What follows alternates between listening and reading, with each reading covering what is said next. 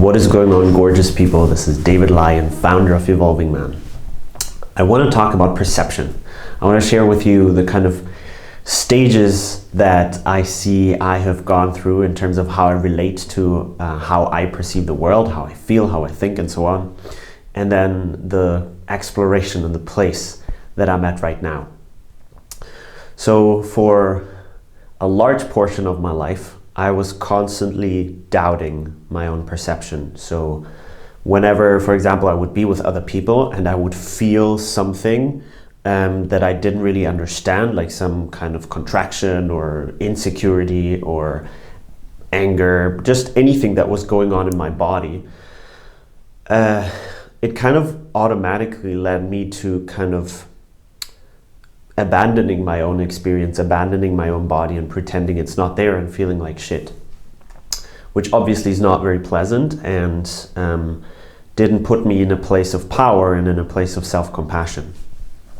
So then I spent a lot of years kind of turning again towards my own experience and starting to understand, like, well, there's always a reason why I'm feeling what I'm feeling. And over time that grew, and by now I feel like there's kind of a fundament within me, like a base of, hey, my experience is valid. Obviously not in all moments, but more often than not, I would say. But also I noticed that it kind of led me to a kind of defiance of, like, I have a right to feel what I'm feeling, and I have a right to experience and to see what I'm seeing and to think what I'm thinking. And this kind of almost like there's an absolute truth in my perception, and if you think differently, if you feel differently, then you're wrong. And I am, like, in a way superior because there's so much that I'm feeling, and there's, you know, there's just so much going on inside of me that has validity. And so that was in a way like the second stage, or maybe the third stage. I don't know. I haven't created a system yet out of this. But where I've been at the last months and maybe years, let's say months, is just realizing how flawed my own perception is.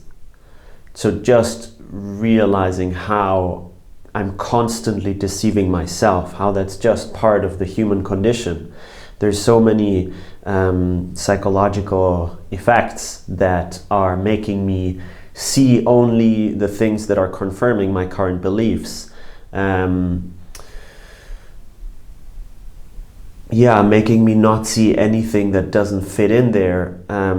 Or, you know, I might think that I'm just observing something, but even automatically, by the way that I choose my focus on certain things, I'm already affecting my experience.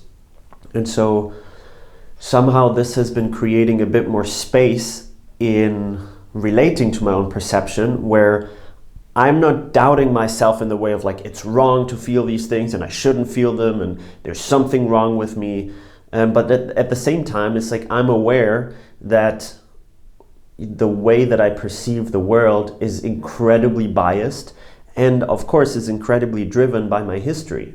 So if we, for example, look at emotions, I've just been reading a book by Robert Augustus Masters, and for me it makes so much sense how he describes the difference between feeling. Like, a feeling is something that especially like he says, like, there's a couple of core feelings that are, in the first place, just a physical experience that we cannot affect, right? Like, anger comes up, or fear comes up, or shame comes up. But then he says emotion is a mixture of feeling, cognition, thinking, my own history, right? Like what I learned, and behavioral patterns that I took in over time. And so when I look at my emotions, and I think, like, well, they're the absolute truth. Like, I'm angry, and I'm justified that I'm angry, and this is totally suitable for this situation. I'm not taking in the fact that, well, maybe I'm angry because it's reminding me of something that happened to me a long time ago. And the skill here is to not go into, like, to stay compassionate with myself. Like, of course I'm angry right now. Of course.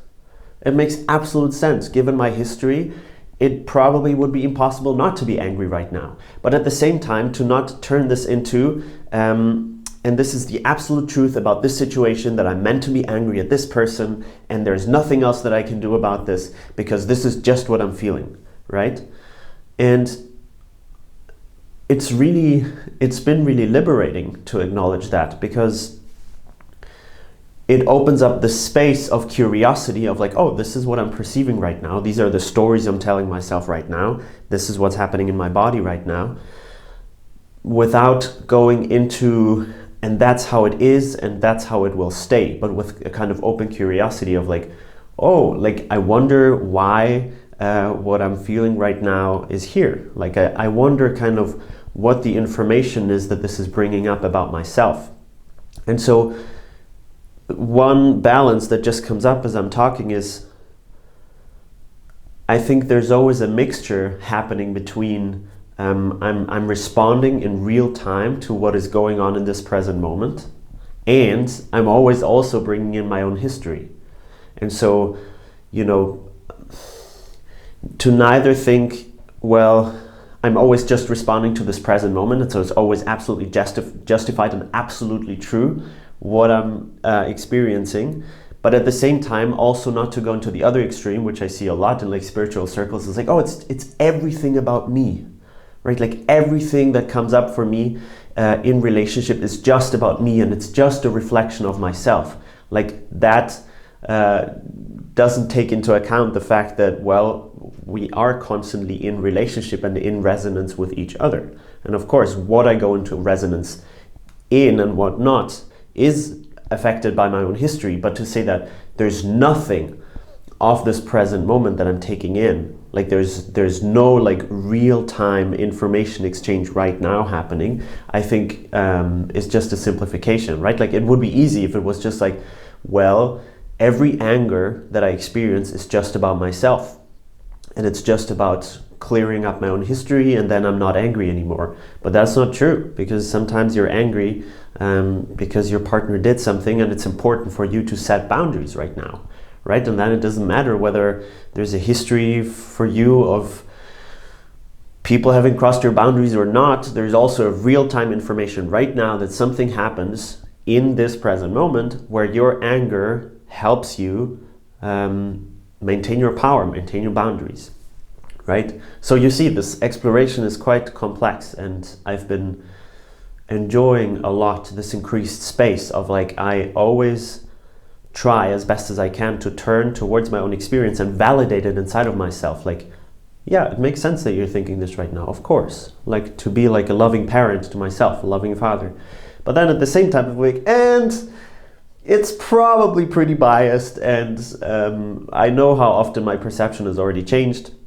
So I also stay open to the fact that I possibly just see a tiny fraction of what is really going on.